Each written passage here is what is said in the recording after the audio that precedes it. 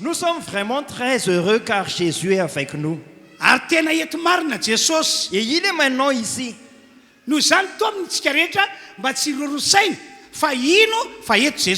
Ainsi, on vous invite à avoir vraiment la foi puisque Jésus est ici.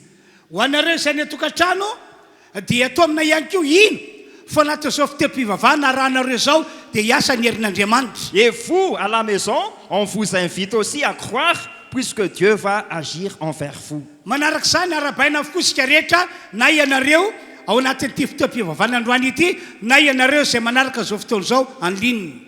Alors, ainsi, on vous salue, vous qui êtes ici et vous qui êtes à la maison pour suivre le culte en ligne.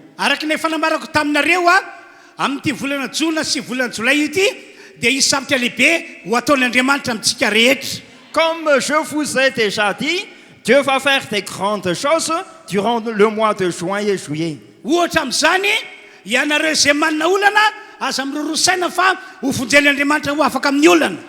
Par exemple, vous qui avez des problèmes, ayez la foi puisque Dieu va agir.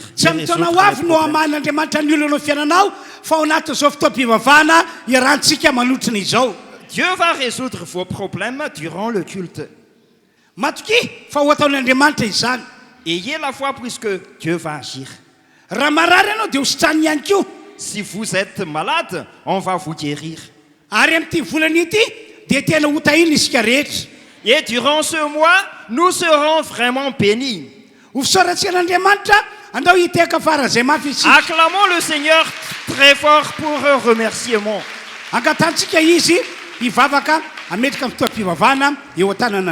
On va prier maintenant. Oh Père Céleste, merci beaucoup puisque tu nous as donné ce jour. Tu nous as donné encore le souffle de vie et tu nous as visité de bon matin pour servir, pour te servir. Oh Seigneur Jésus, merci pour ta présence. Merci puisque tu vas agir aujourd'hui. Tu nous as déjà dit que là où 2 ou 3 sont réunis au mon nom, ce serait au milieu d'eux. Et tu nous as déjà dit aussi, Jésus, que si le Fils vous libère, vous serez réellement libre. Donc, Seigneur, je pose entre tes mains le culte d'aujourd'hui. Ô Saint-Esprit, guide-nous et conduis-nous aujourd'hui vers la présence de Dieu et justifie les promesses dans la Bible. Au nom de Jésus, Amen. Amen. On va accueillir la louange avec acclamation. Est-ce qu'on peut encore acclamer plus fort pour Jésus? Alléluia!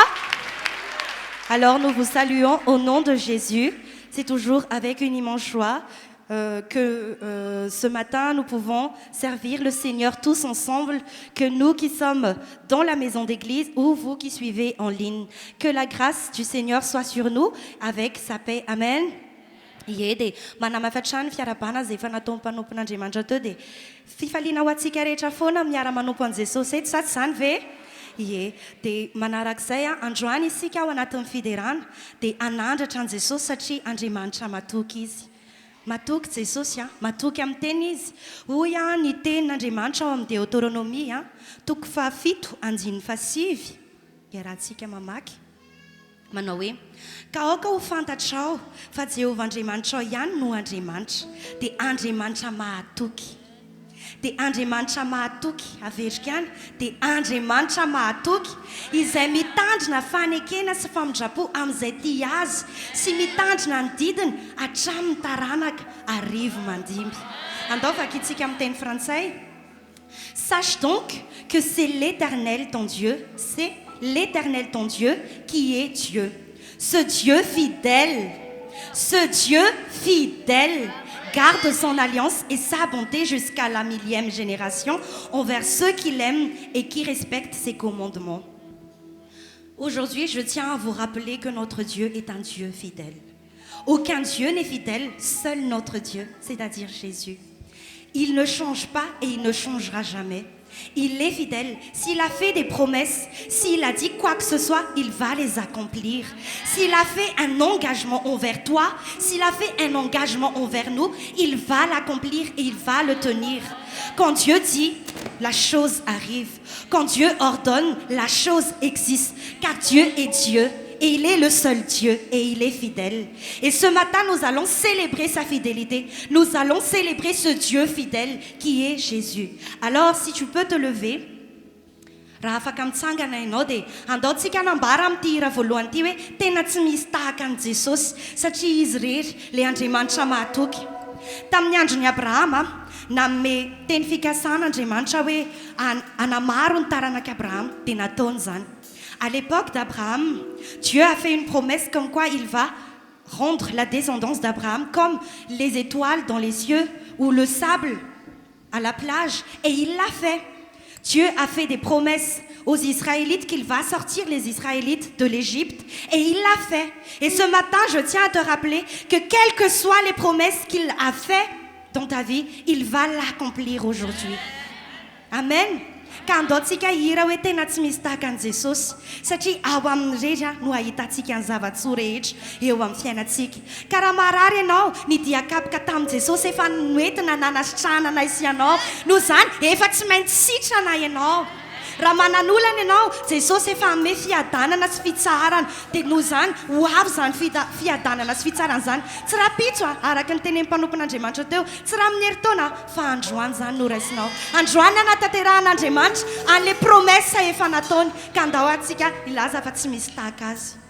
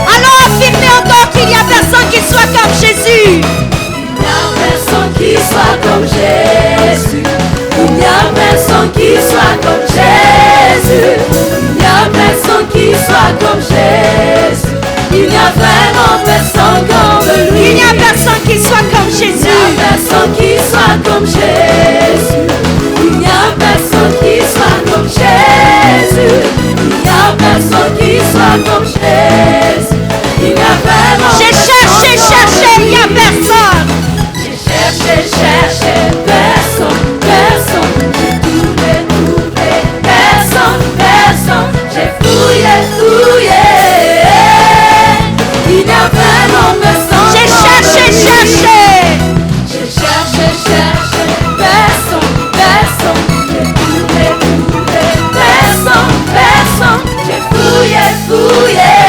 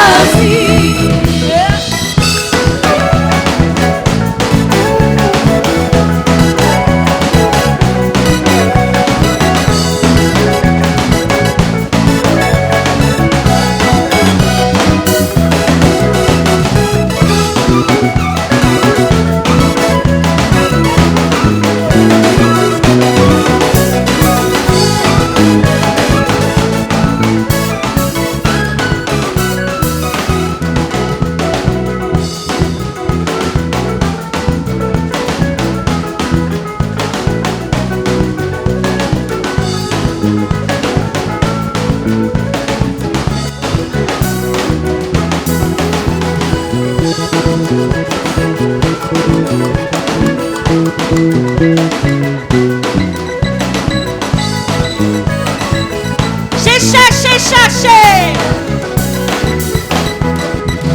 J'ai cherché, personne. J'ai tourné, personne. J'ai fouillé. Il n'y a vraiment personne comme lui. J'ai cherché, personne. J'ai tourné, personne. J'ai fouillé. Il y a vraiment personne comme lui. Il y a vraiment personne comme lui. Il y a vraiment personne comme lui.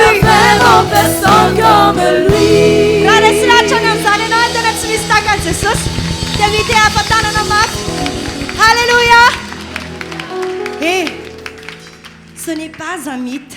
Tiangano, tiaririr, fatena tsy misy tahaka an Jesosy. Androany andaontsika anakipy masonofontsika dia isaintsaina hoe inavy le faniriana napetraka Jesosy ao anatin'ny fonao. Et comme je l'ai dit tout à l'heure, quand Dieu dit, la chose arrive. Et lorsque Dieu ordonne, la chose existe. Alors, persévère et mets ta foi en Jésus. Mets ton espérance en Jésus, car il est Dieu, le Dieu fidèle. Matoko loatra ianao Jesosy. Matoko loatra ianao. Zay nambaranao dia tsy maintsy ho ataonao, tsy maintsy vitainao, tsy maintsy taterahanao satria Andriamanitra manana ny hajanao ianao, tsy mba tsy afaka midéshonorer an'izany engagement nataonao zany ianao, fa zay ambaranao dia taterahanao.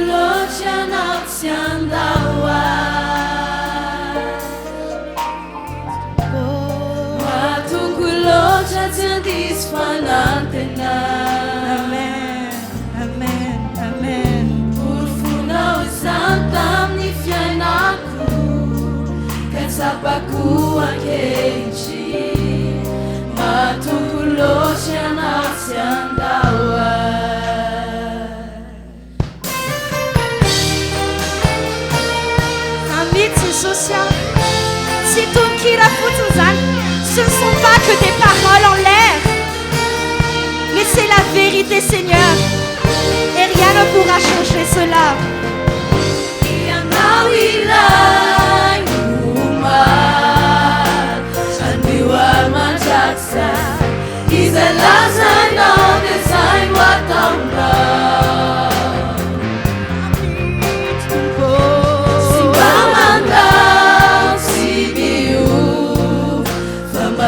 Jamni farani Andremani chami tsagana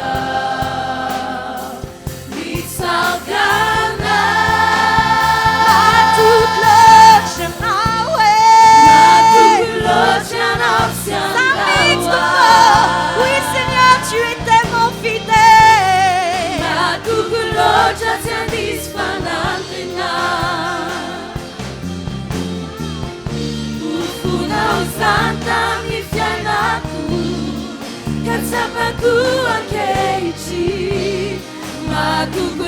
Nous allons encore chanter, Seigneur, que tu es tellement fidèle.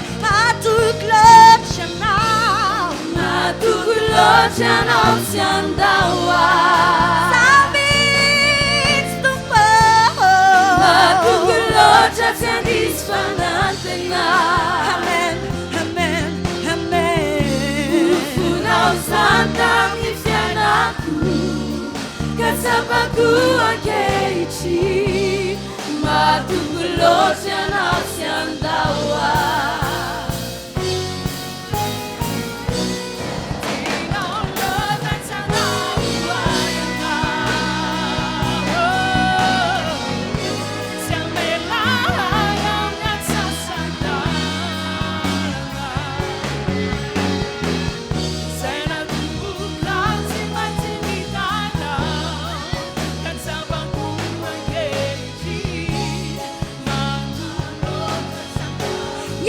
Iris, Jesus se tenatina locha Isai. Tina locha sianda uayana. Tina locha. Samela ayam yatsa sandalana. Sena tunggu kau semaju vitana.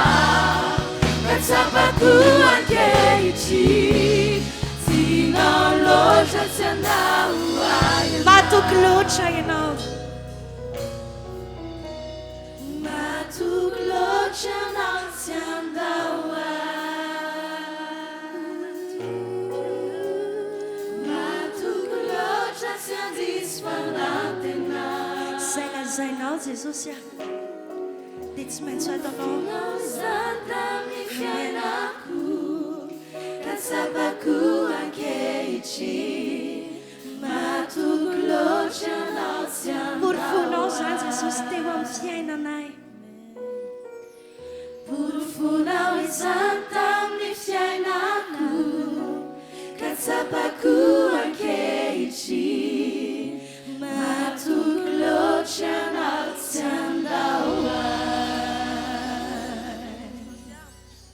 Samnin Jesus ya. Na tuk fo na yenao te wam fiena nai.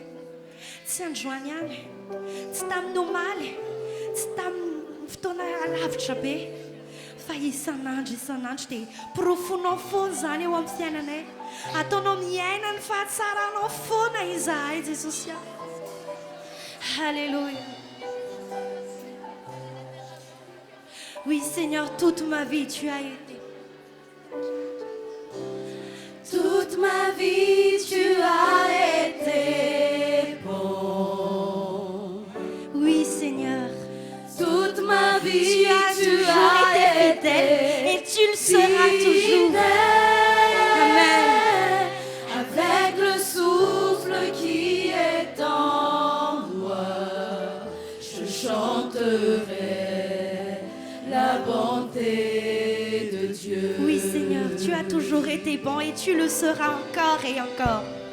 Toute ma vie, tu as été bon.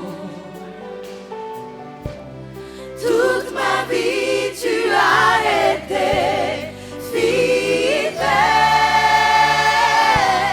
Avec le souffle qui est en moi, je chanterai la bonté. Est-ce qu'on peut encore chanter plus fort que Seigneur, tu as été toujours bon? Toute ma vie, tu as été bon. Toute ma vie, tu as été fidèle. Avec le souffle qui est en moi, je chanterai la bonté de Dieu. Oui, Seigneur, toute ma vie, tu as été bon et fidèle. Toute ma vie,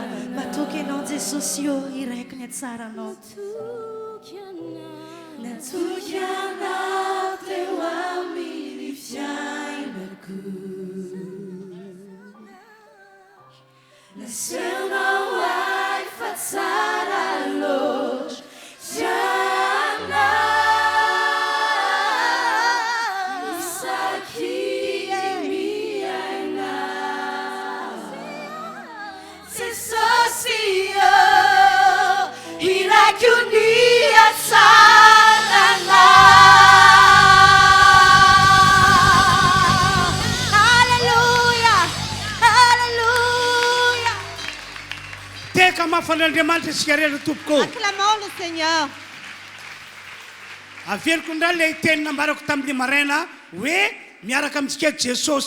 Je répète encore ce que j'ai dit ce matin. Jésus est avec nous.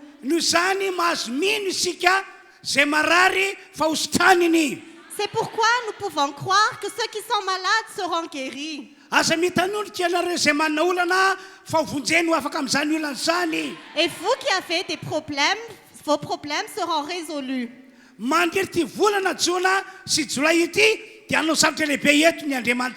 Pendant le mois de juin et juillet, Dieu va faire de grandes choses ici.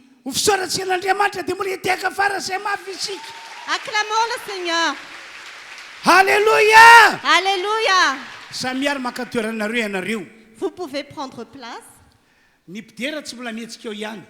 Le groupe de louanges reste sur place. Androany dia anetana anareo ao mba andray ny fanay masina sy ny afo. Aujourd'hui, je vais vous inviter à recevoir le Saint-Esprit et le feu. Ny teny fikasan'Andriamanitra voalaza ao anaty Baiboly ity mantsy dia ny andatsaka ny fanay masina sy ny afo amin'ny olon'Andriamanitra rehetra. Parce que la promesse de Dieu qui est écrite dans la Bible, c'est qu'il va faire descendre le Saint-Esprit et le feu sur toute personne. Mila manana fanay masina sy ny afo isika hoy ny Baiboly. Nous devons recevoir le Saint-Esprit et le feu selon la Bible. Noho izany mba hatokatsika olon'Andriamanitra rehetra andray ny fanay masina sy ny afo androany. C'est pourquoi, pour que nous recevons tous le Saint-Esprit et le feu aujourd'hui, dia hoy aho aminareo hoe je vous dis, miverena amin'Andriamanitra isika rehetra. Revenons à Dieu. Eke ho mpamonjy antsika Jesosy Kristy. Accepte Jésus-Christ comme ton sauveur. Omey toerana ao anatin'ny fonao sy ny sainao ray manontolo Jesosy Kristy. Donne de la place à Jésus-Christ dans ton cœur et dans tes pensées. Amin'ity androandroany ety ataovy manana antoka ianao fa efa monina sy mitoetra ao anatinao Jesosy Kristy. Aujourd'hui, aie de l'assurance que Jésus-Christ demeure en toi. Fanampy izany amin'ny maha olon'Andriamanitra antsika dia hoy aho hoe miala amin'ny fahotana sy ny fahazaran-dratsy rehetra niainantsika hatramin'izay. À part ça, je vous demande de quitter les péchés et les mauvaises habitudes que vous avez vécues auparavant. Dikana lehibe tsy maintsy irosontsika izany mba hatokatsika andray ny fanay masina sy ny afo. C'est une grande étape pour recevoir le Saint-Esprit et le feu. Hainao tsara ke ty teny nataon'ny Petera ity. Écoutez bien ce que Pierre a dit. Asina apôstôly toko faharoa andiny fahavalo amby telopolo sy ny fahaseo amby telopolo no vakina amin'ny anaran'i Jesosy. Actes chapitre 2, versets 38 à 39 que nous allons lire au nom de Jésus. Toy izao ny voasoratra ao eno tsara. Voici ce qui est écrit, écoutez attentivement. Aro Petera tamin'ny olona mibeba aroka samy atao batisa amin'ny anaran'i Jesosy Kristy ianareo rehetra mba hazo famelana ny helokareo ary ianareo andray ny fanomezana dia ny fanay masina.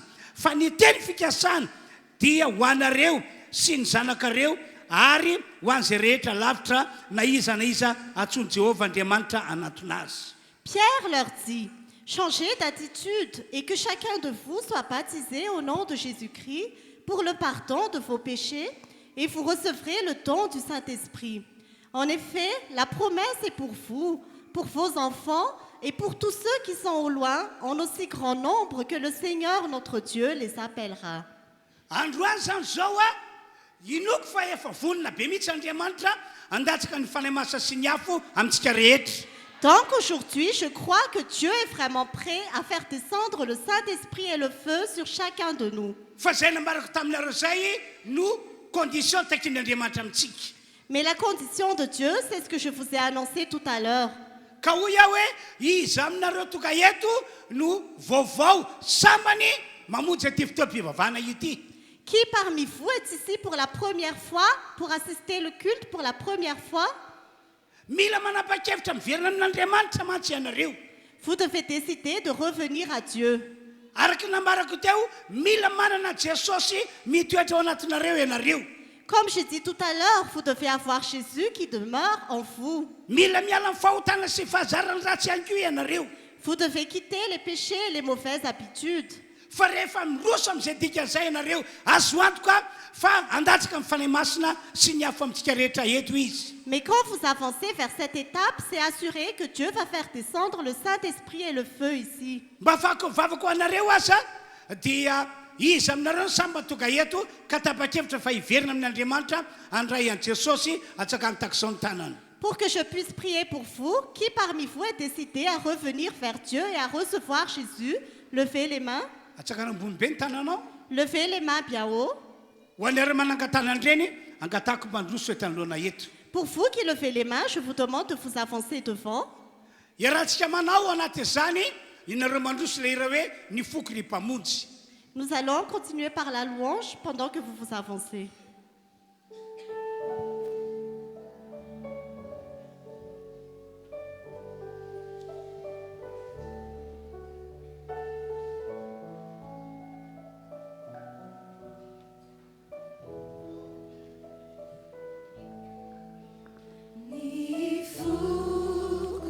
Ho antsika rehetra tsakany ny tanantsika totika mankaty anoloana amin'reto olona jono reto.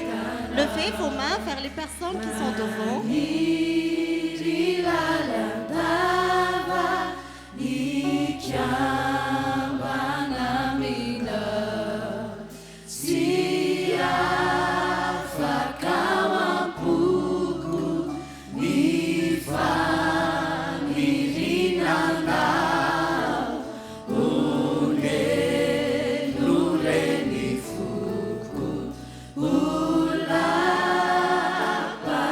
Ulao ny fahotako.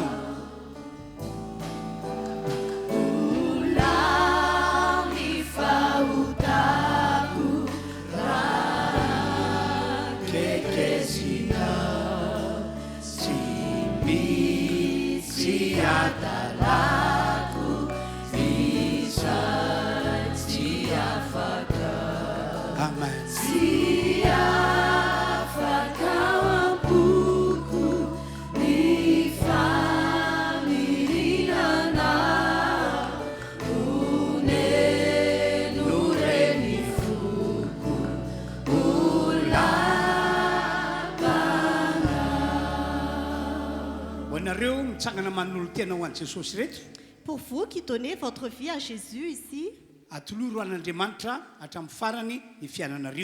donnez votre vie à Dieu jusqu'au bout. Ne reculez pas et ne faites pas marche arrière.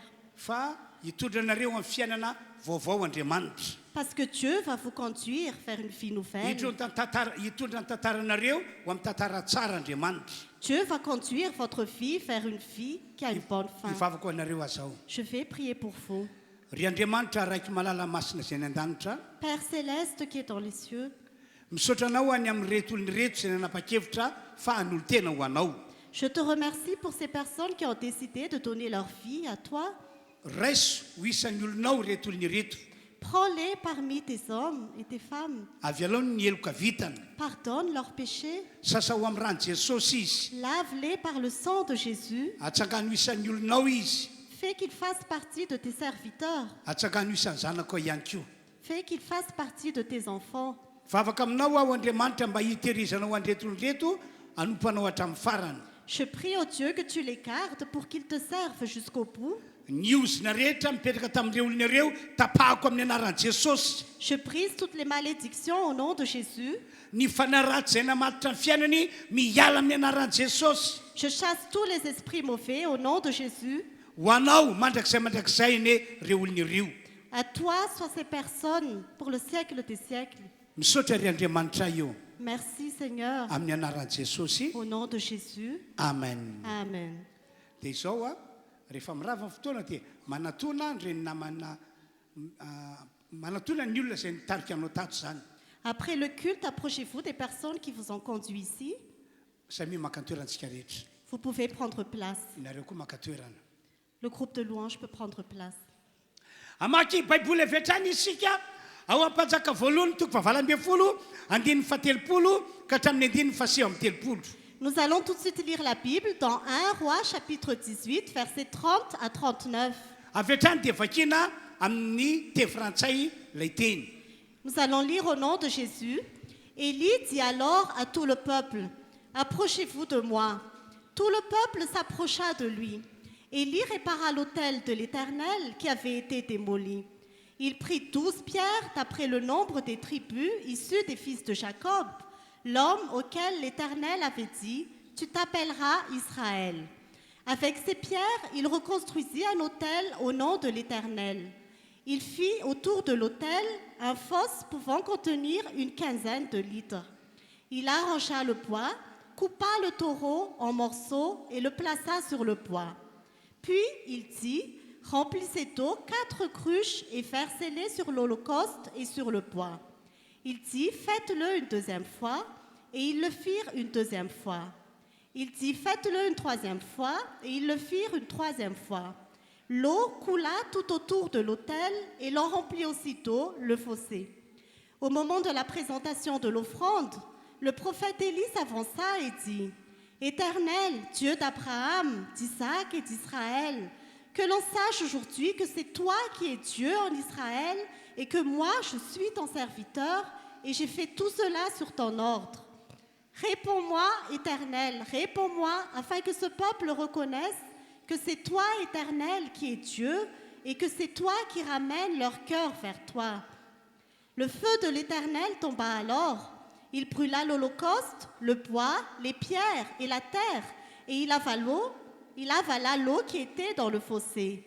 Quand ils virent cela, tous les membres du peuple tombèrent le visage contre terre et dirent, « C'est l'Éternel qui est Dieu, c'est l'Éternel qui est Dieu. » Alléluia. Alléluia. Chère assemblée qui assistait à ce culte, d'après la parole que nous avons lue tout à l'heure, nous devons recevoir le Saint-Esprit et le feu.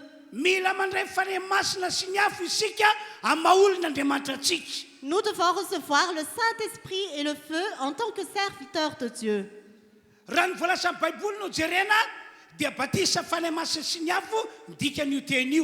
Si on observe la Bible, il s'agit ici du baptême du Saint-Esprit et du feu. Ce n'est pas que nous devons recevoir le Saint-Esprit et le feu,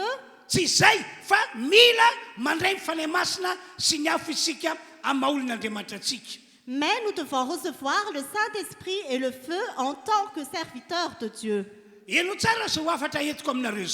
Écoutez attentivement ce message.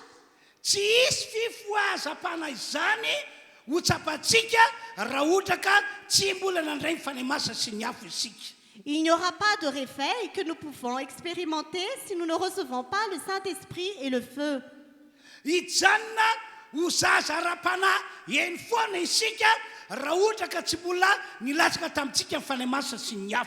Nous allons toujours rester des bébés spirituels si nous ne recevons pas le Saint-Esprit et le feu.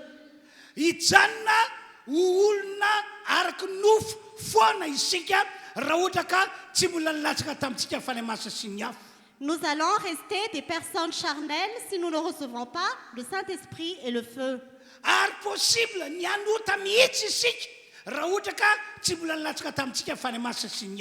Et c'est vraiment possible que nous péchons si le Saint-Esprit et le feu n'est pas encore descendu sur nous. Ankoatran'izany rehetra zany, À part tout ça, tsy anana finoana matanjaka isika amin'ny maha-olon'Andriamanitra antsika raha tsy mbola nilatsaka tamintsika fany masa sy ny hafa. nous n'allons pas avoir une grande foi en tant que serviteurs de Dieu si le Saint-Esprit et le feu n'est pas encore descendu sur nous. Manamarina zany rehetra zany ny tantaran'ny zanak'Israely. L'histoire des enfants d'Israël confirme ce que j'ai annoncé. Araka voalaza ty baiboly ity, D'après la Bible, efa fantatry ny zanak'Israely hatramin'ny ela ny fisian'i Jehovah Andriamanitra. les enfants d'Israël connaissaient l'existence de Dieu depuis longtemps. Efa henon'ireo zanak'Israely ny asa lehibe sy mahagaga nataon'Andriamanitra tany aloha-tany. Les enfants d'Israël connaissaient déjà les grandes œuvres et les miracles que Dieu a fait auparavant. Toy ny hoe ny nanafan'Andriamanitra any zanak'Israely niala tao Egypte. Par exemple, le fait que Dieu les a délivrés du pays d'Égypte. Toy ny hoe ny ranomasina mena nataon'Andriamanitra lasa tany maina. Par exemple, la mer Rouge qui est transformée en terre sèche. Toy ny hoe tany amin'ny tany efitra dia nandatsaka hena sy mana ho an'ny zanak'Israely ny tompon'Andriamanitra tsy toa. Par exemple, dans le désert, Dieu a déversé de la viande et de la manne pour les enfants d'Israël. Fantatry ny zanak'Israely avokoa zany tantara rehetrarehetra zany. Les enfants d'Israël connaissaient toutes ces histoires. Fa saingy zao Mais voici, mbola nilorosana foana ny zanak'Israely tamin'izany. ils ont encore hésité malgré cela. Ory reo zanak'Israely tamin'izany fotoana izany. En ce temps-là, ils disaient, Iza marina moa ny ten'Andriamanitra natao hotom-pona sy hivavahana. qui est vraiment le Dieu que nous devons servir? Jehova ve no Andriamanitra sa Bala no Andriamanitra? Est-ce que c'est l'Éternel qui est Dieu ou est-ce que c'est Baal qui est Dieu? Tena nampalahelo be mihitsy ny tantaran'ny zareo a. Leur histoire est vraiment malheureuse. Tsy efa fatahaka izany ihany koa ny fiainana kristianina amin'izao vaninandro misy antsika izao. La vie des chrétiens actuellement ressemble également à ça. Olon'Andriamanitra isika. Nous sommes des serviteurs de Dieu. Fiangonana kristianina isika. Nous sommes des églises chrétiennes. Manandraikitra atao am-piangonana isika. Nous avons des responsabilités dans l'église. Fa saingy no ilay fanamasa sy ny afo tsy mbola nilatsaka. Mais parce que le Saint-Esprit et le feu n'est pas encore descendu, Zany hoe tsy mbola noraisitsika. c'est-à-dire que nous ne l'avons pas encore reçu, Dia mitoetra ho kristianina matory ny maro amintsika. et nous demeurons des chrétiens qui dorment, la plupart d'entre nous. Ny sasany aza moa araka nambarako tery aloha dia mitoetra ho zaza ra-panahy eny foana. D'autres restent toujours des bébés spirituels. Mitoetra ho fiangonana mandiaraka ny nofo eny foana. D'autres restent toujours des églises qui marchent selon la chair. Ary misy ary ny fiangonana sasany ny kristianina sasany tena manota mihitsy tahaka ny olona zao tontolo zao. Et il y a même des chrétiens qui pêchent vraiment comme les gens du monde. Fa ankoatran'izany a fiangonana kristianina izy fa tsy mety manana finoana an'Andriamanitra sy ny tenin'Andriamanitra mihitsy. Mais à part ça, ils peuvent être des églises chrétiennes, mais ils ne croient pas en Dieu et en la parole de Dieu. Tsy afa fa tahaka an'ireo zanak'Israely tamin'izany andro zany. C'est également comme les enfants d'Israël en ce temps-là. Ny antony zany ry havana satria tsy mbola nilatsaka ny fanamasa sy ny afo. La raison, bien-aimés, c'est parce que le Saint-Esprit et le feu n'est pas encore descendu.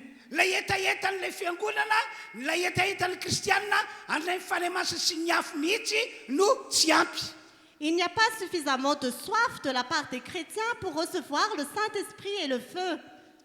Iverenantsika indray a ny tantaran'ireo zanak'Israely. Nous revenons vers l'histoire des enfants d'Israël. Fa araka ny nambarako taminareo teo a, Comme je vous ai dit tout à l'heure, tsy afaka tao amin'ireo zanak'Israely taranaka taty aoriana mihitsy ny firoroana saina. les enfants d'Israël et leurs descendants n'ont pas arrêté d'hésiter et de douter. Hoe iza marina moa no Andriamanitra natao hotom-pona sy vavahana. Ils se demandaient qui est le vrai Dieu qu'ils doivent servir. Jehova ve no Andriamanitra sa Bala no Andriamanitra? Est-ce que c'est est-ce que c'est l'Éternel qui est Dieu ou est-ce que c'est Baal qui est Dieu? Natoka azy ireo tena zany a satria lay andriamanitra bala notompon'ny olona tao amin'ny tanàna isy azy ireo nanao fagagana ihany koa. Il disait cela parce que le Dieu Baal qu'il servait faisait également des miracles. Le Jehovah andriamanitra zay notantarain'ny Élie dia henony zareo hoe nanao fagagana ihany koa. Ils avaient également entendu que l'Éternel Dieu que Élie servait faisait aussi des miracles. Ary zany no antony natonga azy ireo nirorosana hoe Jehovah ve no andriamanitra sa Bala no andriamanitra. Et c'est pour ça qu'ils ont douté, qu'ils ont hésité, et ils se demandaient si c'est Dieu ou si c'est Baal qui est vraiment Dieu. Be dia be mihitsy nietsika nataon'ny Élie andresana lahatra ny olona fa Jehovah n'andriamanitra fa saingy nirorosana foana ny olona. Élie faisait tout son possible pour les convaincre que c'était l'Éternel qui était Dieu, mais ils hésitaient toujours. Noho zany tsy maintsy niroso tamin'ny dingana lehibe ambombo kokoa Élie entina mandresy lahatra ny olona hoe Jehovah tokoa no andriamanitra. C'est pourquoi Élie devait avancer vers une autre étape pour convaincre les gens que c'est vraiment l'Éternel qui est Dieu. Dia inona ho ianao no nataon'ny Élie tamin'izany andro zany? Qu'est-ce que Élie a fait en ce temps-là? Nanantonan'ireo zanak'Israëly, nanantonan'ireo mpaminany Bala izy. Il s'est approché des prophètes de Baal.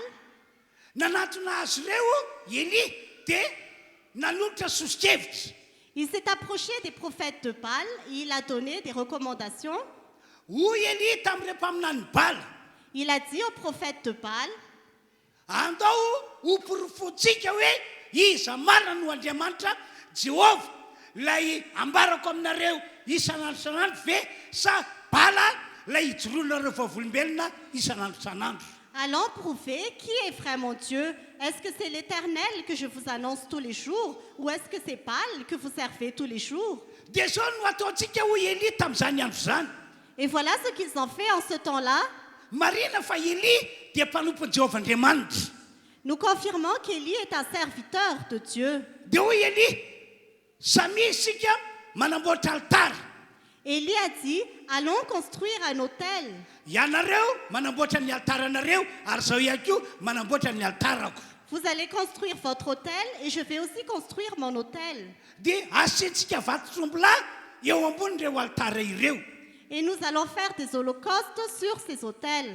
Ary samy isika mivavaka amin'izay andriamanitra everitsika ho andriamanitra. Et nous allons chacun prier au Dieu que nous croyons être le vrai Dieu. Ka zay andriamanitra mamaly vavaka amin'ny alalan'ny afo milatsaka no ekentsika rehetra ho andriamanitra. Et c'est le Dieu qui va faire descendre le feu que nous allons accepter pour Dieu. Rehefa nandrian'izany ny vahoaka rehetra dia nilaza hoe marina zany. Quand le peuple a entendu cela, ils ont dit, c'est vrai. Dia hoy indray Élie tamin'ireo mpaminany Bala. Élie a dit aux prophètes de Baal, satria ianareo marobe et parce que vous êtes très nombreux, dia mandeha ianareo mifidy vato-trombola anankiroa. allez vous-même faire l'holocauste en premier. Dia alaivo le vato-trombola zay fantatrareo fa tokony ho anareo. Prenez le taureau que vous croyez qui devait être pour vous, Dia iny zany no ataonareo eo ambonin'ny altaranareo. et vous allez mettre les taureaux sur votre autel. Ary ny ray amin'ireo vato-trombola reo omenareo ahy dia iny no ataoko eo amin'ny eo amin'ny altara zay nataoko. Et je vais prendre l'autre taureau et je vais mettre sur l'autel que je crée. Dia satria ianareo marobe dia ianareo zany no mivavaka voalohany mangataka amin'ny Bala mba handatsaka afo. Et parce que vous êtes très nombreux, vous allez prier en premier pour demander à Baal de faire descendre le feu. Dia nirokoraka sy nitetehaka ny olona rehetra tamin'izany Et tout le monde a acclamé hoe tena marina zany. que c'est vraiment vrai. Ary hitantsika eto androany ireo zan'Israëly zay tena andriamanitra marina tokoa. Et nous voyons ici cette parole de Dieu qui est vraiment vraie. Dia tantarain'ny Baiboly fa nanomboka tamin'ny maraina dia nivavaka ireo mpaminany Bala. Et la Bible raconte que depuis le matin, les prophètes de Baal ont commencé à prier. Niantsoantso amin'ny Bala ary zareo tamin'izany. Ils ont appelé Baal en ce temps-là. Bala mandatsa afo. Baal fait descendre le feu. Bala mandatsa afo. Baal fait descendre le feu. Tsy nijanona mihitsy ry zareo nivavaka tamin'ny Bala. Ils n'ont pas arrêté de prier. Faraka voalaza Baiboly tsy nisy namaly ary tsy nisy afo nilatsaka. Mais comme la Bible dit, il n'y avait pas de feu. rehefa tonga indray ny mitatao vovonana Quand il était midi, dia mbola nitoy ny antso antso ihany ry zareo ils ont encore continué à crier. balo mandatra afo Baal fait descendre le feu. balo mandatra afo Baal fait descendre le feu. fa tsy nilatsaka mihitsy ny afo Mais le feu n'est pas descendu. dia hoy Eli tamin'ny mpaminany Bala Élie a dit à Baal. sady naneso ny mpaminany Bala Eli tamin'izany Élie a dit au prophète de Baal. antso ihany Bala Appelez encore Baal. toy izy ihany ny antso ataonareo amin'ny Bala Continuez à appeler Baal. fa ngamba mbola mandehandeha ihany izy Peut-être qu'il est encore en train de se promener. Andriamanitra mbola matory izy Peut-être que c'est un Dieu qui dort encore, ka mila foaziny qu'il faut le réveiller. nga angambany toy zao natako zao no ataon'ilay Andriamanitra Bala ka dia mila atsonina tsakijany Peut-être qu'il fait encore ceci ou cela et qu'il faut l'appeler sans cesse. dia nandeha araka izany tokoa ny mpaminany Bala Et les prophètes de Baal ont fait comme il a dit. fa tsy nisy namaly mivavaka azy ireo Mais personne n'a répondu à leur prière. tsisy afony latsaka zany Personne ne leur a répondu. dia tamin'ny farany azy dia niditra tamin'ny fomba tena lalina dia lalina ireo mpaminany Bala Et à la fin, ils ont fait des coutumes qui étaient vraiment très graves. araka ny fanaon'izy ireo dia naka sabatra izy dia nitetetika ny tenany tamin'ny alala sabatra mandra-pivoaka n'ilay tenany raha Ils ont pris des épées et des sabres et ils ont fait des incisions jusqu'à ce qu'il y ait du sang sur leur corps. fa na dia nanao zany ary reto mpaminany Bala reto dia tsy mbola niaino ihany Bala tsy namaly vavaka tsy safony latsaka Mais malgré cela, Baal n'a pas encore écouté et n'a pas répondu à leur prière. Il n'y avait pas de feu qui est descendu. tsy zany matsy fa teo amasony Eli lelan'Andriamanitra efa manana fanahy-maso sy ny afo ry zareo no nivavaka C'est parce qu'ils étaient en train de prier devant Élie qu'il y avait le Saint-Esprit et le feu.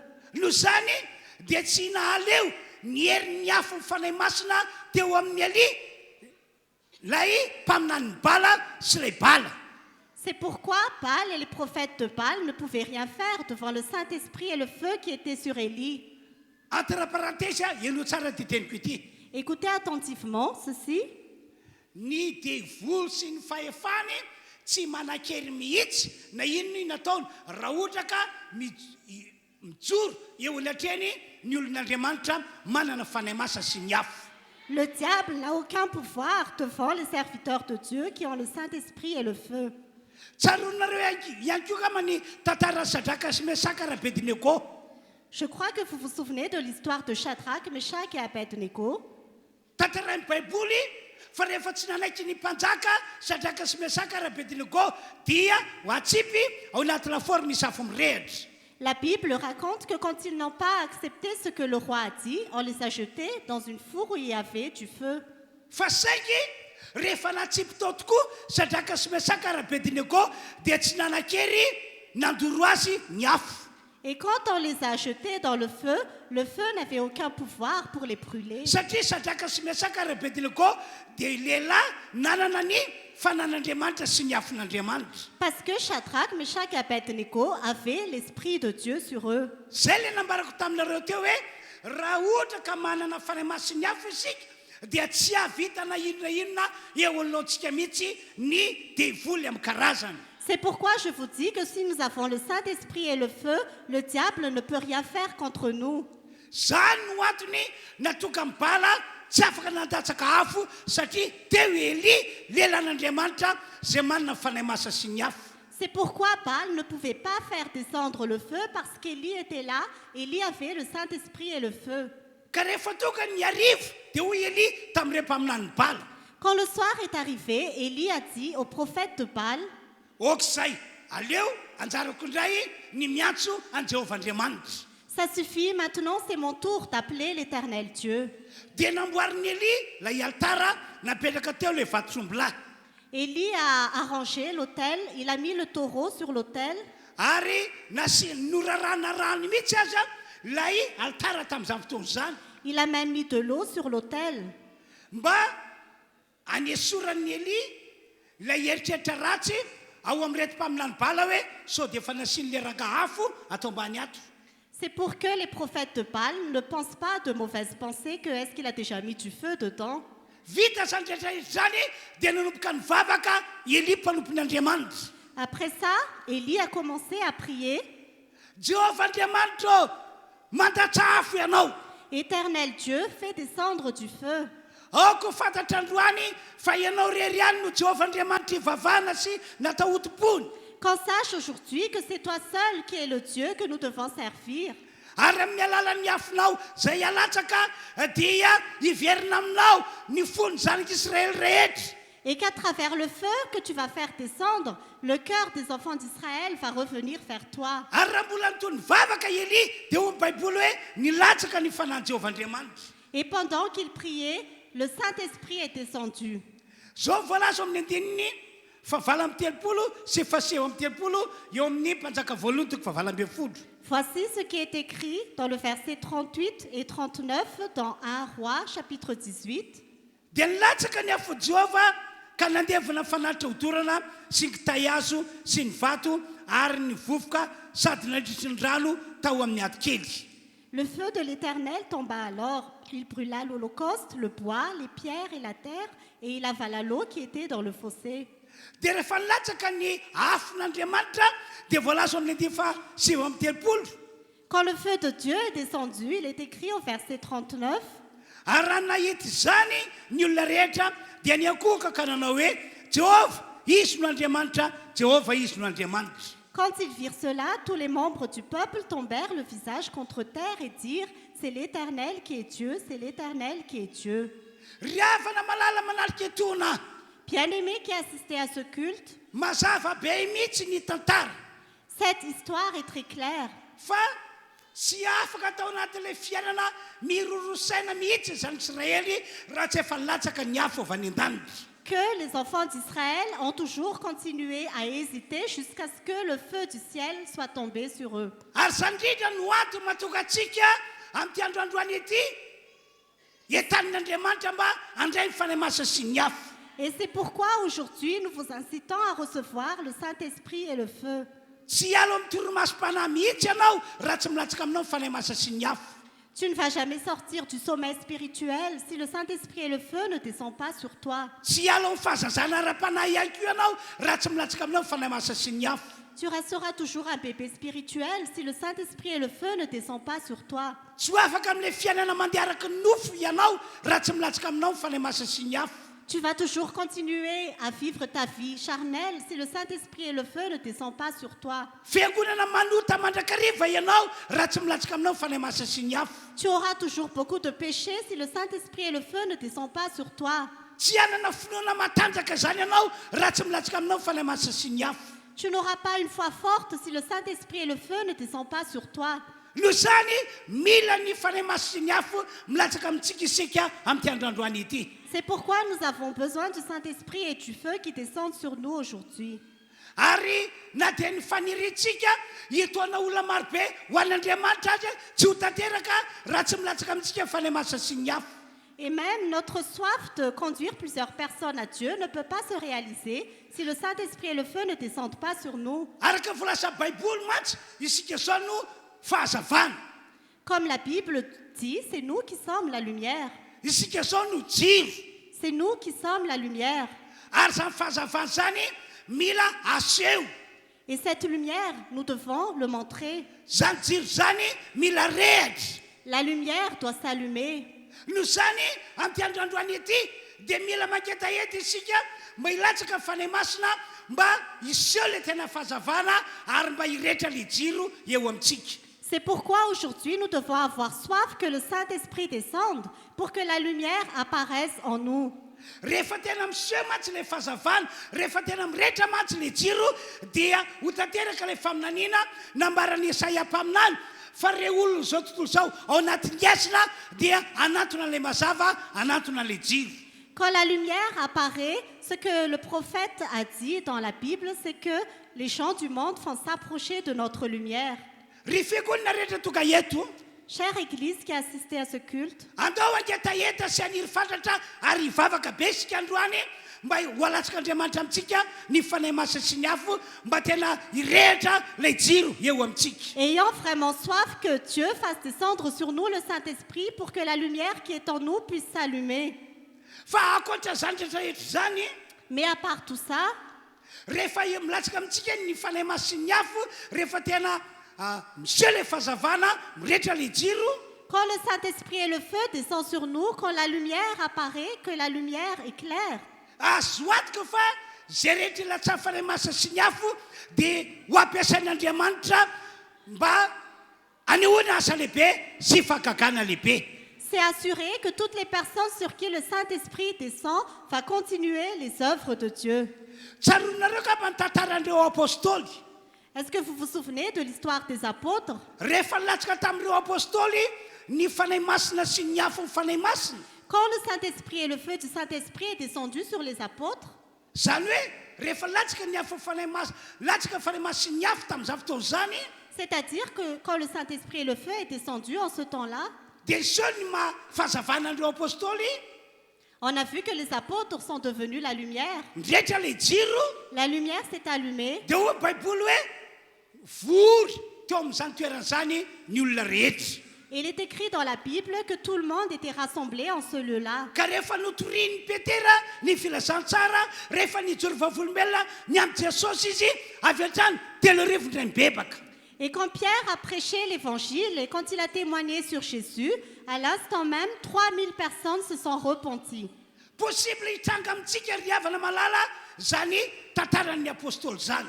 Cette histoire des apôtres peut aussi se réaliser pour nous, bien-aimés. Possible hitranga ato amintsika ihany koa ny tantaran'ireo zany Israely zay niaiky fa Jehovah no Andriamanitra, Jehovah no Andriamanitra. Cette histoire des enfants d'Israël qui ont accepté que c'est l'Éternel qui est Dieu, ça peut aussi se réaliser ici. Fa ny lehibe indrindra dia mila mandray fanahy masina sy ny afo isika. Mais le plus important, nous devons recevoir le Saint-Esprit et le feu.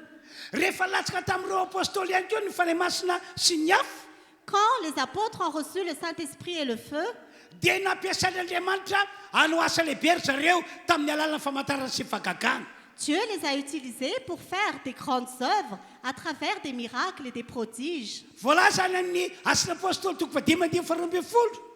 Il est écrit dans Actes chapitre 5, verset 12, Fa tamin'ny alalan'ny tanan'ireo apôstôly no nentin'Andriamanitra nanasitrana sy nanafaka ny olona azo nerin'ny démonie.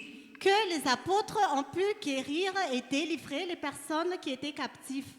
Ary voalaza ihany koa ao amin'ny asa apôstôly toko fahadimy andimy fa dimy ambin'ny folo sy fahena ambin'ny folo.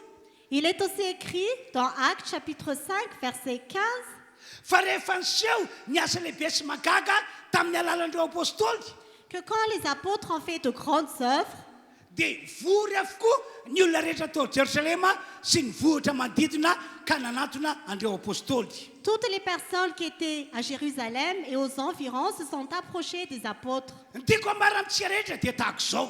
Voici ce que je veux vous annoncer.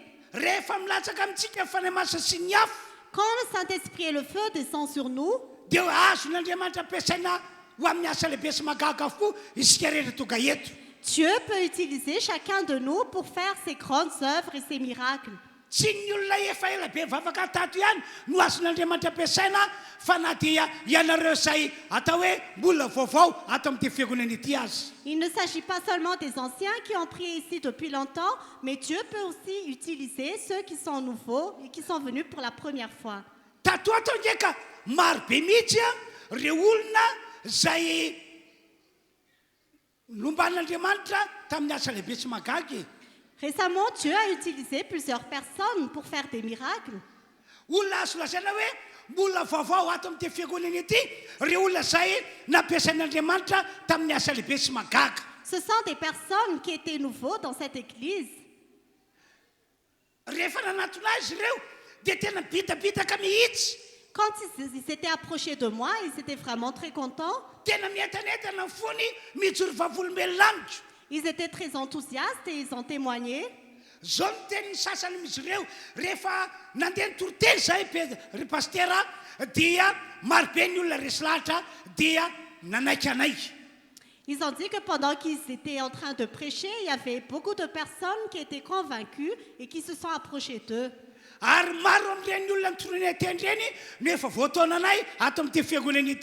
Et plusieurs de ces personnes à qui nous avons prêché sont déjà venues dans cette église après.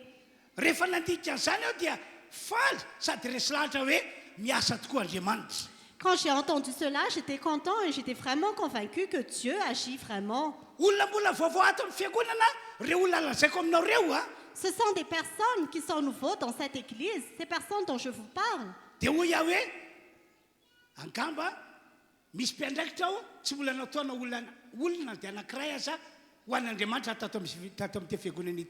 Et je me disais que peut-être qu'il y a un responsable qui n'a jamais conduit même pas une personne dans cette église.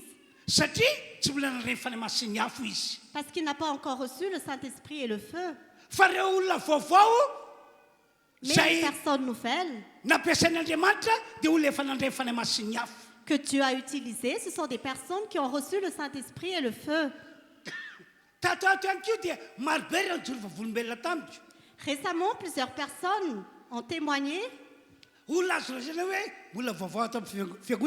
Ce sont également des personnes qui sont nouveaux dans cette église. Ils étaient vraiment contents et ils étaient en train de témoigner. Ils ont dit, quand nous sommes partis, Dieu était avec nous.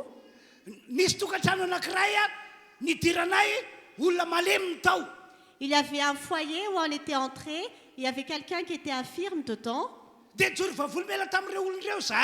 Et nous avons témoigné devant ces personnes.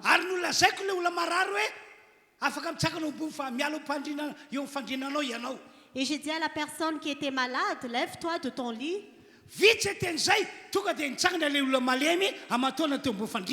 Aussitôt que j'ai dit cela, il s'est tout de suite levé de son lit. Et les personnes qui étaient aux alentours ont entendu cela. Et ils ont dit, venez aussi chez nous, il y a aussi des malades ici. Et ils ont aussi vu des malades qui étaient dans le lit, qui étaient déjà très malades. Et ses pieds ne pouvaient plus bouger. Ses mains étaient crispées également. Et j'ai imposé les mains sur le malade. Aussitôt, je lui ai dit, lève-toi. Après ça, celui qui était malade s'est levé immédiatement. Et les personnes qui étaient dans la maison étaient stupéfaites.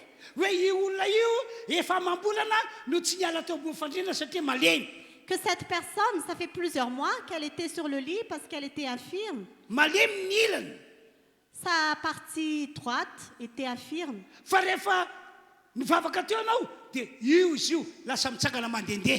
Mais quand tu as prié, il s'est levé et il marche.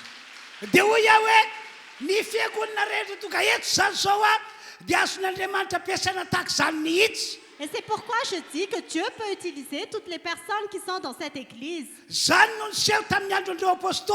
C'est ce qui s'est passé au temps des apôtres. C'est ce qui s'est passé récemment à travers cette église.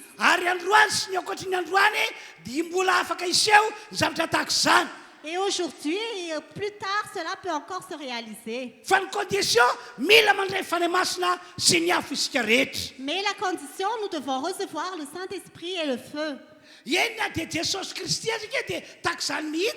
Oui, même Jésus-Christ était comme cela. Plusieurs années, il était sur terre. Mais on ne connaissait rien de Jésus. Mais quand le Saint-Esprit est descendu sur lui comme une colombe, il était rempli du Saint-Esprit. Il est revenu avec la puissance du Saint-Esprit en Galilée.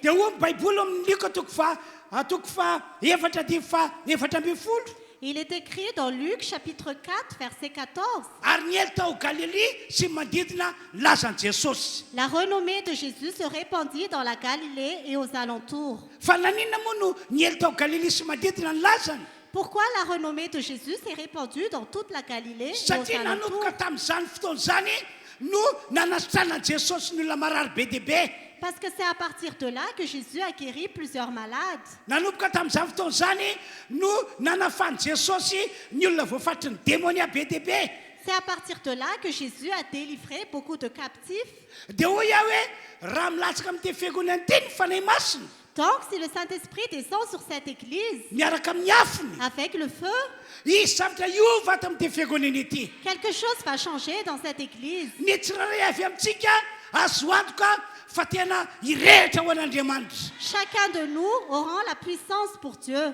ary ankoatran'izany ho ampiasain'Andriamanitra tahaka ireo apôstôly. Et Dieu va nous utiliser comme les apôtres. tsy mino ve ianao fa raha ohatra ka ny maro amintsika no ampiasain'Andriamanitra amin'ny alalan'ny fanasitrana sy ny fagagana. Est-ce que tu ne crois pas que si Dieu utilise plusieurs d'entre nous à Si, mais- travers les guérisons et les tsy miracles, mino ve ianao fa irohatra ny olona avy any ambadibadika any ho avy hamonjy ny fitaom-pihavana ataontsika eto. est-ce que tu ne crois pas que les gens qui sont aux alentours vont s'accourir ici pour assister à ce culte? ry havana mila fanahy masiny hafa isika. Bien-aimés, nous avons besoin du Saint-Esprit et du tsy feu. niverina tamin'Andriamanitra mihitsy zanak'Israely raha tsy nilatsaka ny afon'i Jehova nandevina ilay fanatitra. Les enfants d'Israël ne sont pas revenus à Dieu si le feu n'était pas descendu. tsisy olona telo rivotra ny bebaka zany tamin'ny andron'ireo apôstôly raha tsy nilatsaka fanahy masiny hafa. Si le Saint-Esprit et le feu n'étaient pas descendus, il n'y aurait pas eu 3000 personnes qui se seront repenties au temps des apôtres. tsy tonga namonjy an'ireo apôstôly ny olona tao Jerosalema sy mivotra manodidina raha tsy tao amin'ireo apôstôly ny fanahy masa sy ny hafa.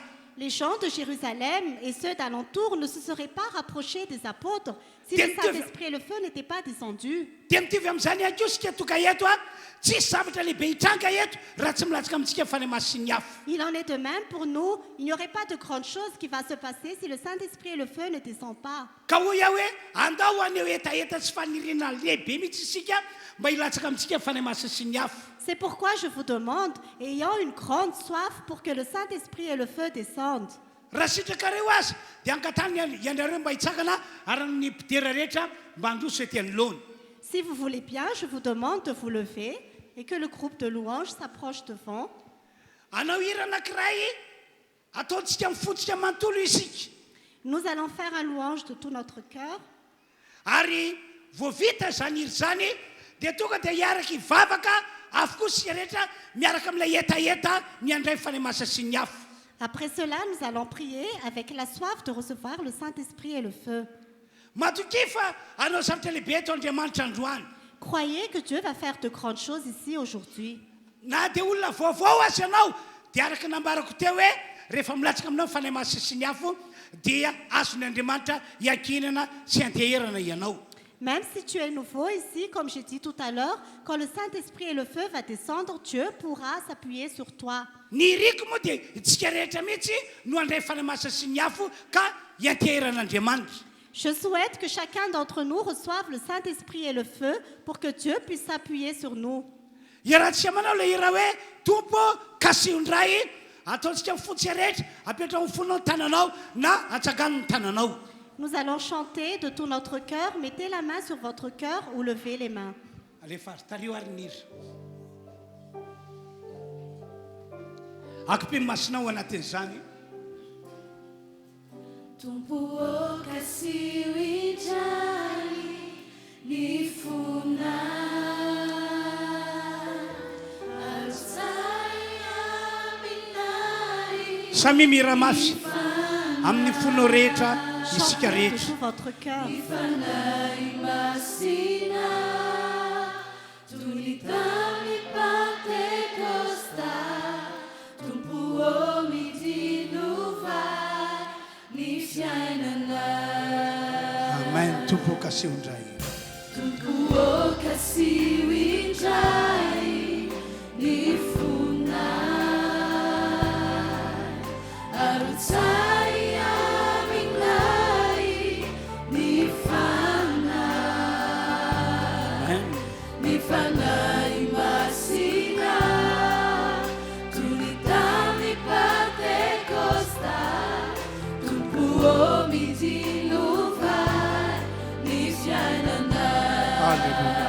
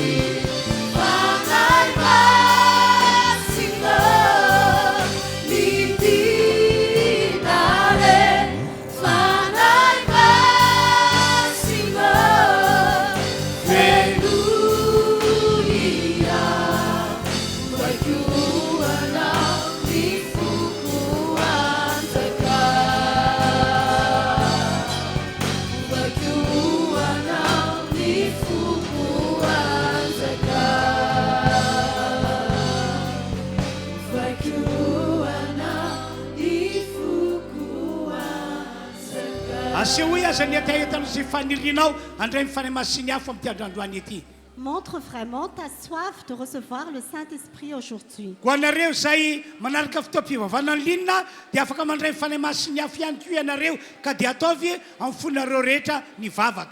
Vous qui suivez le culte en ligne, vous pouvez aussi recevoir le Saint-Esprit et le feu. Priez de tout votre cœur. Montrez votre soif, priez fort. Mets ta main sur le cœur ou lève ta main.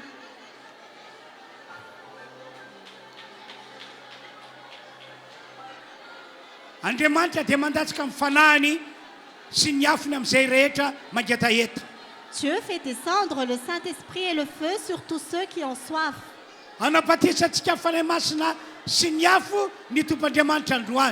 Dieu nous baptise du Saint-Esprit et de feu aujourd'hui.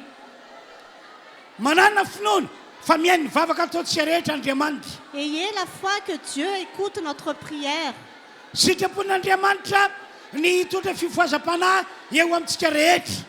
C'est la volonté de Dieu d'apporter le réveil sur chacun de nous.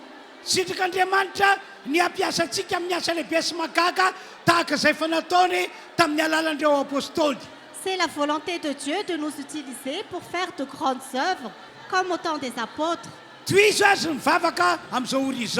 Continuez à prier.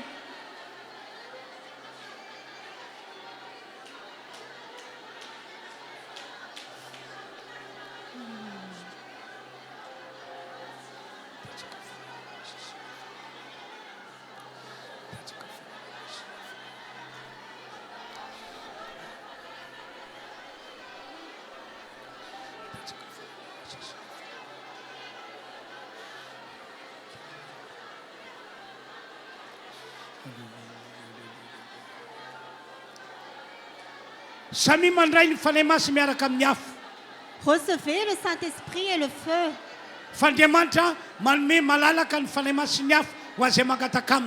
Parce que Dieu donne librement le Saint-Esprit et le feu à tous ceux qui lui demandent.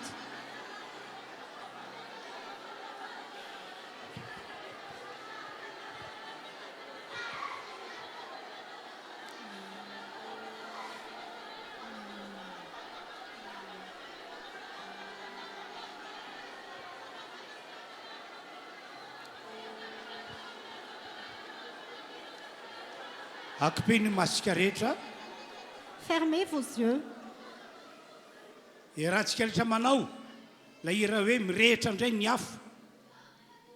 Nous allons continuer la louange.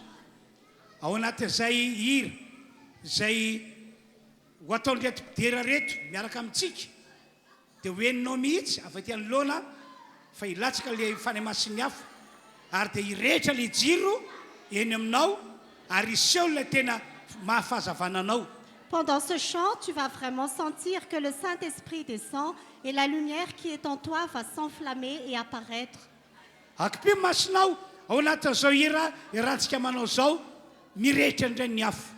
Ferme tes yeux pendant ce chant.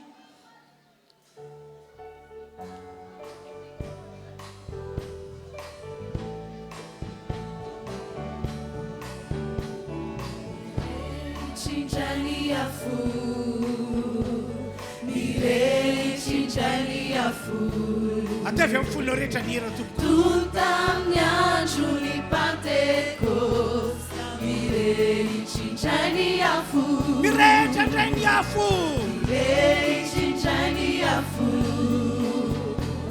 mirei cinceni a fu. Amen, amen, amen. Tutta mia giuni Pentecost, mirei cinceni a fu. Le feu est en train de descendre.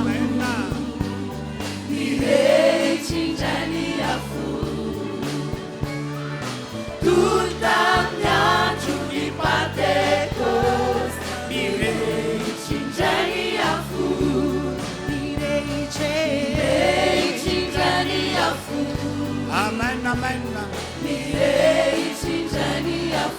Alléluia.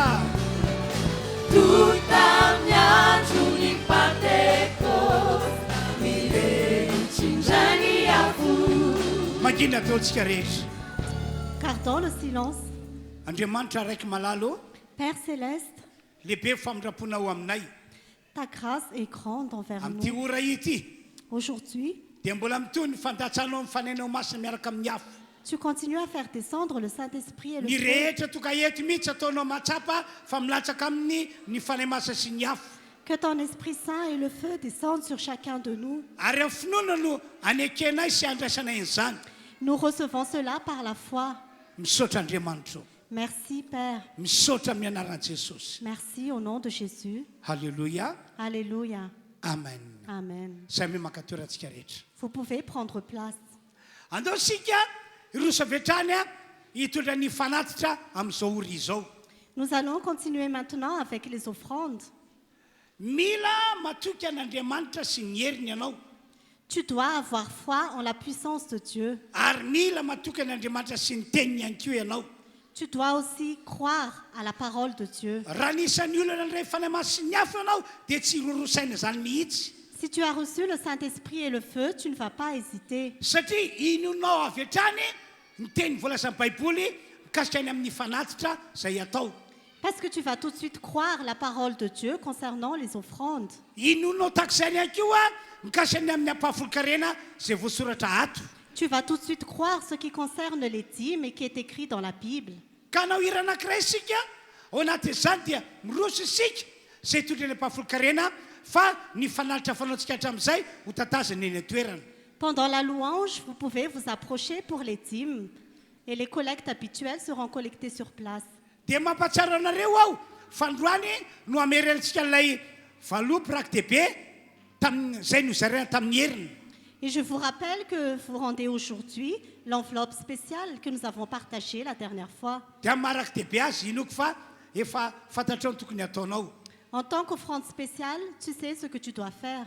Angatantsika rehefa tarika fiderana anao hira anankiray tonga dia mandroso isika izay tondra ny ampahafolo-karena ho ety anoloany. Pendant la louange, vous pouvez vous approcher pour les dîmes.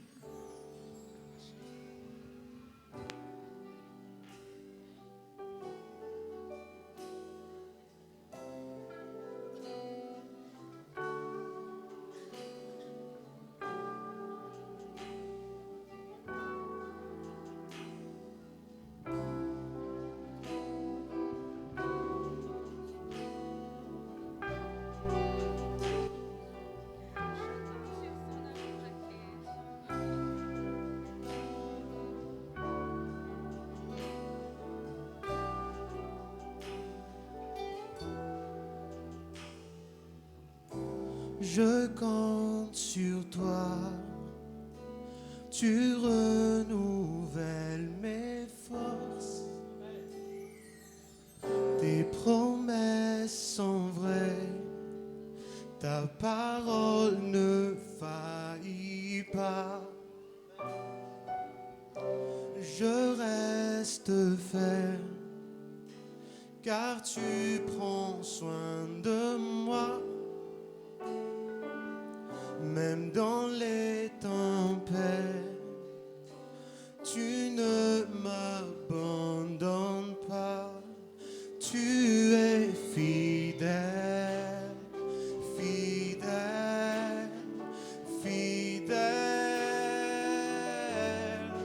Tu es fidèle, fidèle à jamais.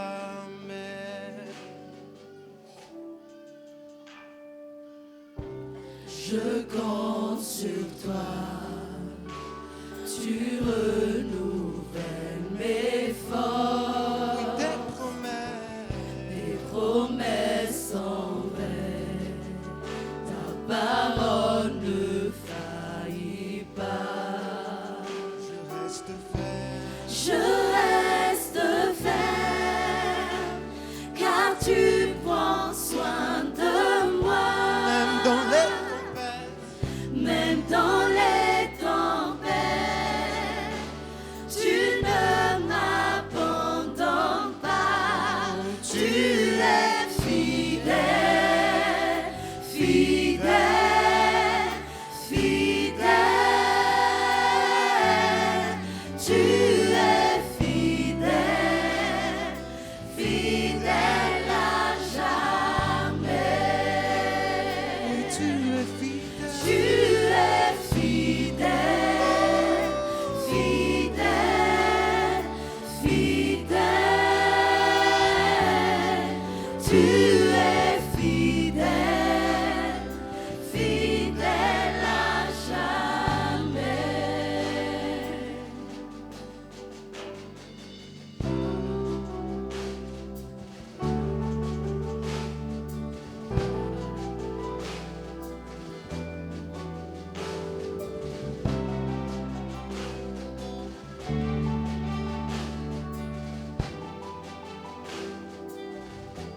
Je compte sur toi.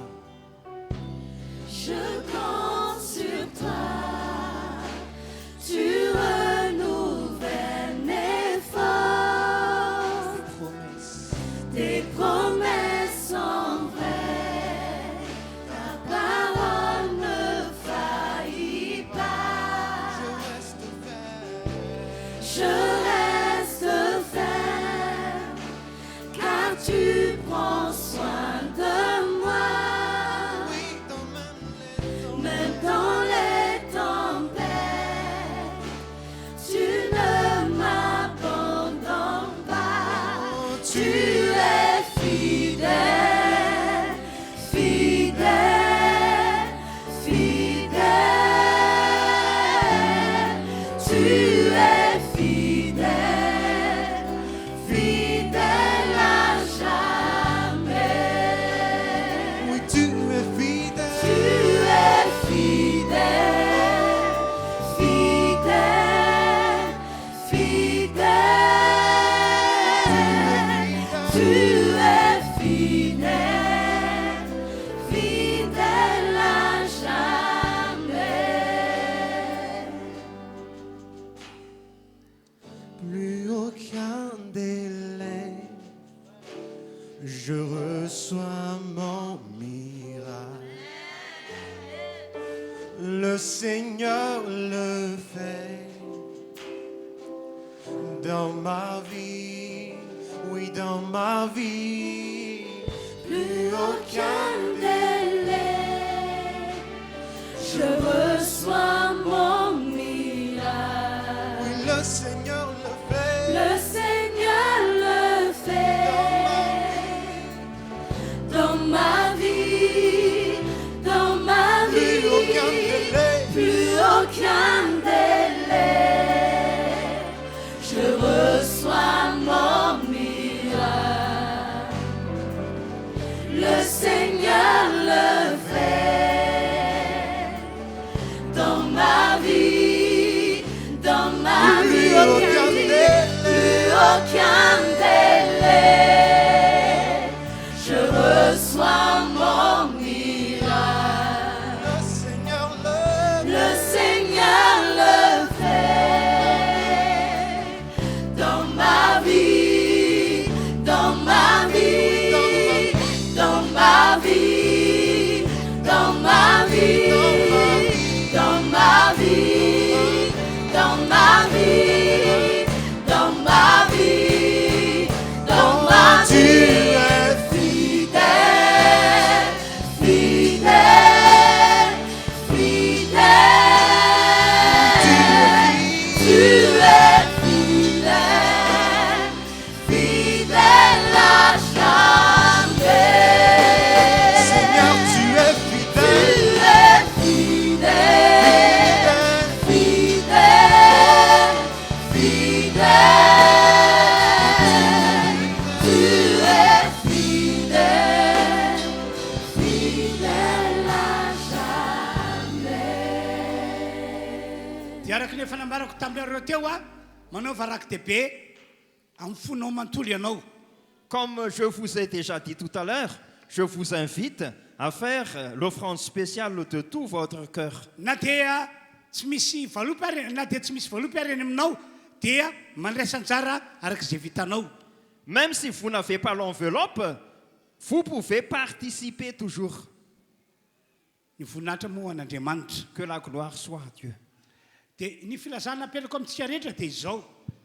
Comme annonce, mandritra ty volana jona sy jolay ity durant le mois de juin et juillet, dia hiasa ho an'Andriamanitra isika rehetra. nous allons faire l'œuvre de Dieu. Ilay baikony Jesosy mihitsy no ankatoavintsika Nous allons obéir au commandement de Jésus. hoe isika andeha hijoro vavolombelona sy hitory ny filazantsara. Il a dit que nous devons témoigner et prêcher l'évangile. Efa nisy fanasana marobe no zaraina tamintsika tamin'ny heriny. On nous a déjà distribué beaucoup d'invitations. Ary raha ohatra ka mbola mila fanasana ianao rehefa mirava dia afaka makato ambadiato ianao maka izany.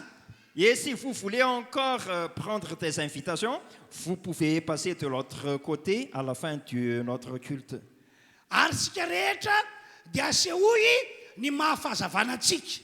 Nous devons toujours prier et montrer ça devant tout le monde. Ary asa misaraka amin'ny jiro efa mirehitra isika. Nous ne devons pas nous séparer de la lumière. Asa manao tenanao ho vaovao mihitsy ianao. Ne te montre pas que tu es nouveau ou nouvelle. Hoe ianao tsy mahay mijoro vavolombelona na hoe tsy mahay mitoro teny. N'hésite pas à prêcher et à témoigner. Tsy mitady olona mahay mandateny na mahay miresaka Andriamanitra fa ny olona manana finoana ka andeha no tadiavin'Andriamanitra. Dieu ne cherche pas quelqu'un qui a l'art de savoir bien parler, mais il cherche quelqu'un qui est prêt à aller prêcher. Ataoko fa mazava amintsika ilay fijoroana vavolombelona nataoko taminareo teo. Je comprends et je sais très bien que c'est clair pour vous le témoignage que je vous ai déjà présenté tout à l'heure. Tamin'ny andron'ireo zanak'Israely À l'époque des Israélites, tsy nifidy olona mahay mandateny Andriamanitra. Dieu n'a pas choisi quelqu'un qui a l'art de savoir bien parler. Fa i Mosesy izay voalaza hoe votsavava no fidin'Andriamanitra. Mais il a choisi Moïse, qui était quelqu'un qui ne sait pas parler.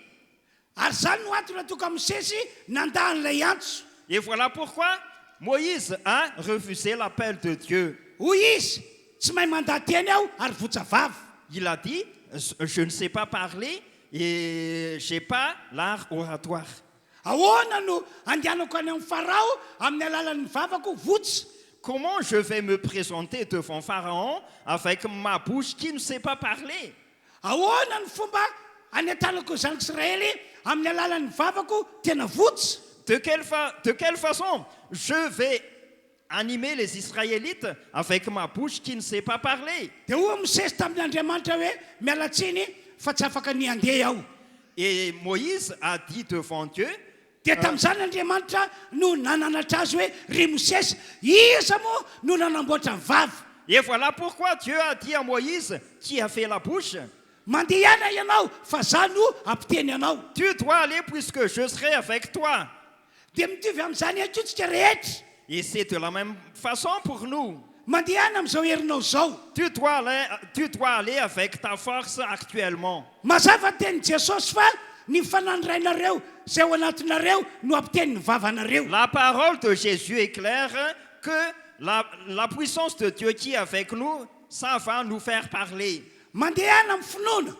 Nous devons aller avec la foi. Mitoroy vavolombelona amin'ny finoana. Nous devons témoigner avec la foi. Mitoroy filazantsara amin'ny finoana. Nous devons prêcher l'évangile avec la foi. Azo antoka fa ampiasantsika Andriamanitra. On est sûr que Dieu va nous utiliser. Olona marobe no ho voavonjy amin'ny alalantsika. Beaucoup de gens seront guéris avec nous. Zay rehetra mino an'izany teniko izany dia akatana hiteka. Acclamons le Seigneur si vous avez la foi. Atao mafy any teka. Acclamons encore très Atao fort. mafy any teka. Acclamons encore très fort. Alléluia. Alléluia. Ny voninahitra ny eo an'Andriamanitra irery Que any. la gloire soit à Dieu seul. Amin'izao fotoana izao tsika dia anatrika ny latabatra ny Tompo. Passons maintenant à la Sainte Seine. Zany hoe tena andray ny fanasan'ny Tompo. Nous allons prendre donc la Sainte Seine. Raha ohatra ka efa nandray an'i Jesosy ianao, manana an'i Jesosy ao anaty, Si tu as déjà reçu Jésus comme ton maître et sauveur, dia mahazo mandray ny fanasan'ny Tompo. tu peux prendre la Sainte Seine. Raha ohatra ka mino anao fa misy Andriamanitra ary marina ny teniny ary vonina ka toy izany ianao, dia afaka mandray fanasany tompo. Tu peux prendre la Sainte Seine si tu crois que Dieu existe et sa parole est vraie. Alléluia. Alléluia. Andaontsika hanao hira anankiray vita ao anaty tery ity dia angatany ianareo zay efa voatendry izarany fandraisana androsa ty anoloany. On va faire un chant et on demande aux responsables de venir devant pour la distribution. Hira maniry mafy ao no irantsika manao ataontsika mpitsanganana. On va faire un chant manière mafia. Dao azy.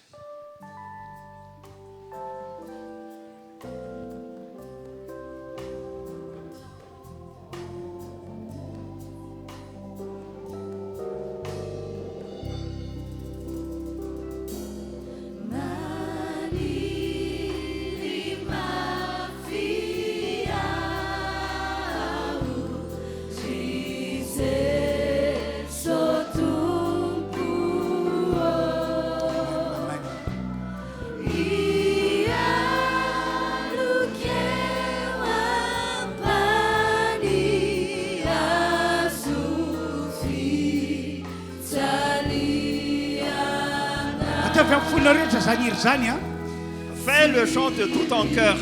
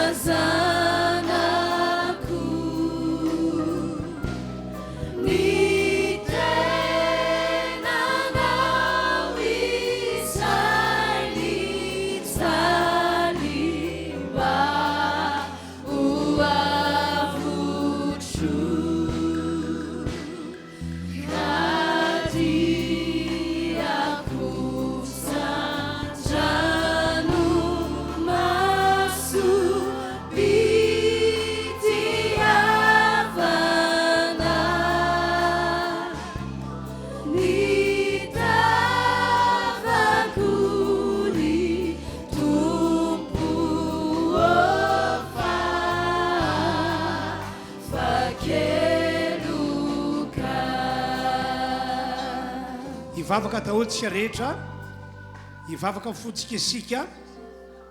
Nous allons prier de tout notre cœur. Ataovy manantoka ianao fa efa ao anatinao Jesosy. Tu dois avoir l'assurance que Jésus est en toi. Ary ialao ny fahotana sy ny fahazarana ratsy rehetra ny ainanao hatramin'izay. Et tu dois quitter les péchés et les mauvaises habitudes. Ary miorena amin'ny finoana ka akato any Andriamanitra sy ny teniny ianao. Fortifie ta foi et obéissez à Dieu. Fa rehefa miroso amin'izay dikan'izay ianao ka mandray fanasany tompo dia andray fitahiana sy ho avoakan'Andriamanitra mpandresy. Quand tu passes à cette étape, tu recevras la bénédiction et tu seras vainqueur. Ok, ivavaka daholitsika rehetra. On prie tout le monde alors.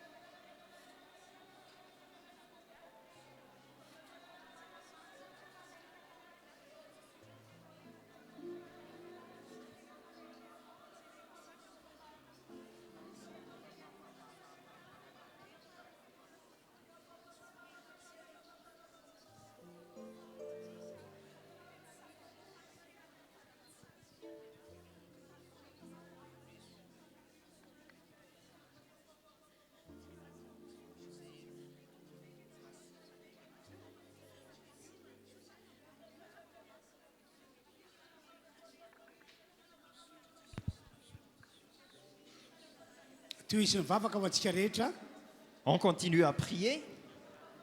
asehoy fa ianao dia tena ho an'Andriamanitra marina tokoa. Montre que tu es vraiment à Dieu.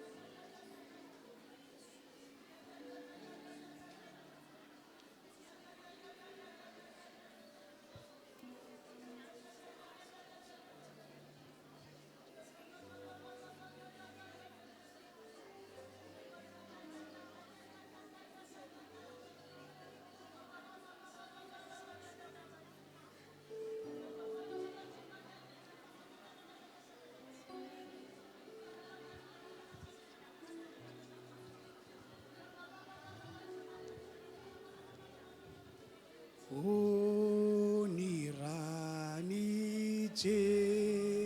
Jesu, onirani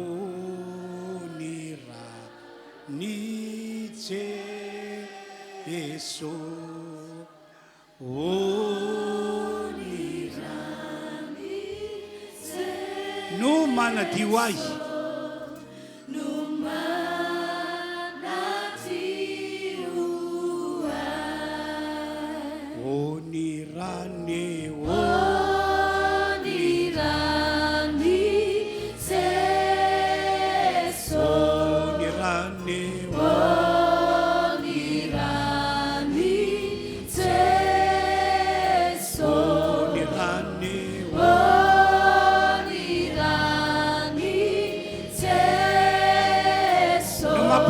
Aí. Numa pandrecia.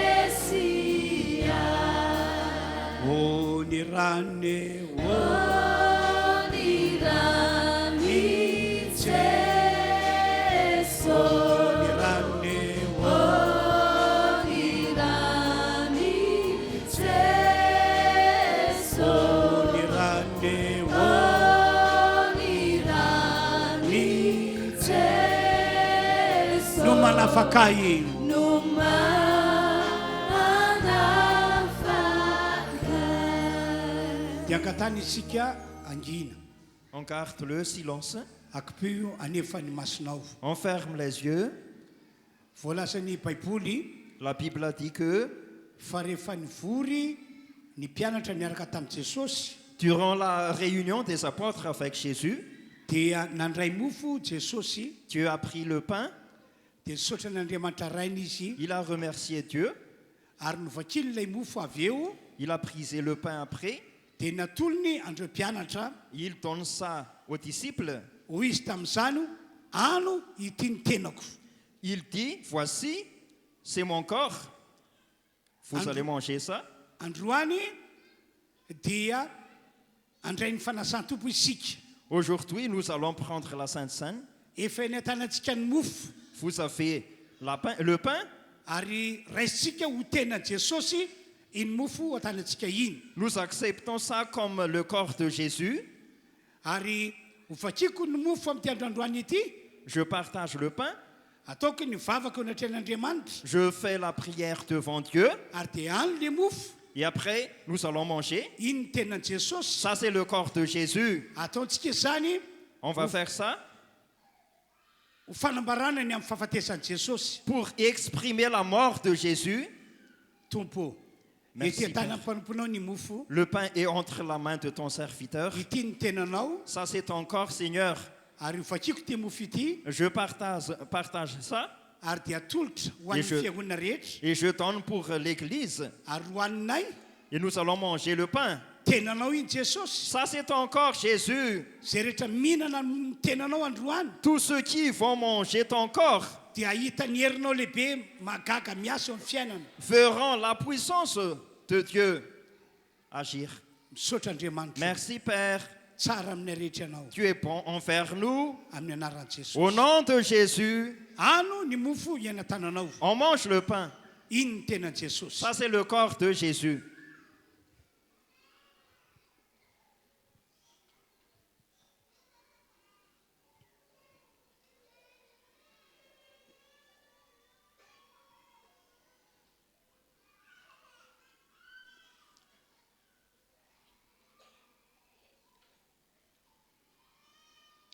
Dia nandray ny kapoaka misy ny divay ihany koa Jesosy. Et Jésus a pris la coupe pleine de vin.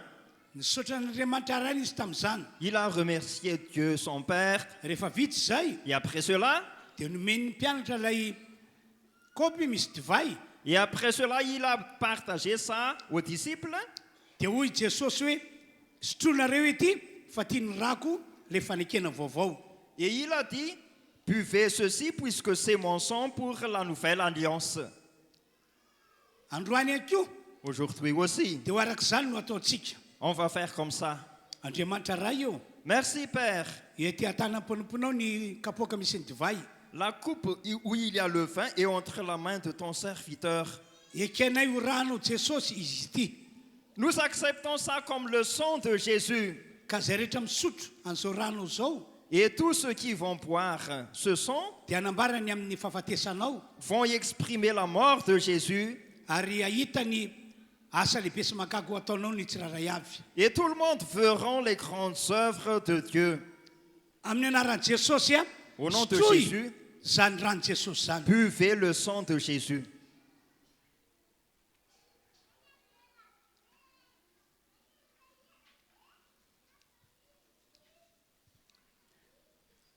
Mbola hiaratsika manao ihany la hira hoe ony rany Jesosy. On va faire encore le chant au Niran Jésus.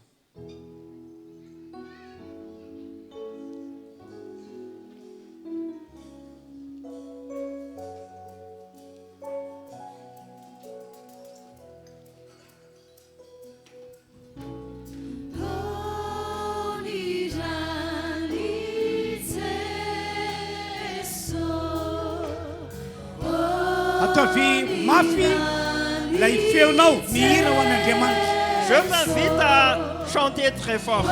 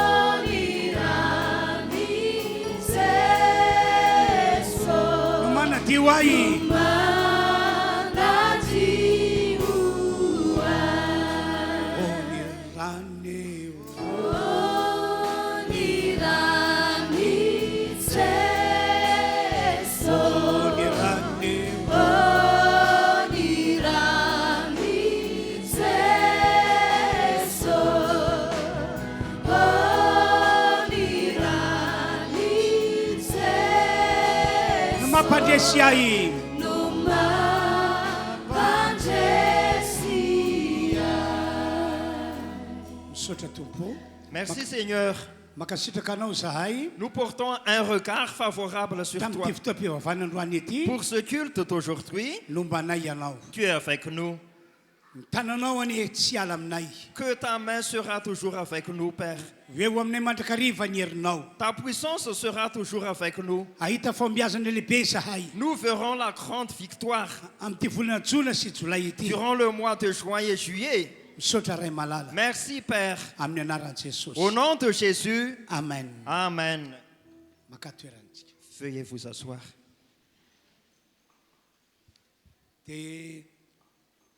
Azadino fotoana tsika manaraka amin'ny 22 zay anetanako atsika rehetra mba ho tonga satria fahasoavana lehibe ho antsika izany amin'ny 22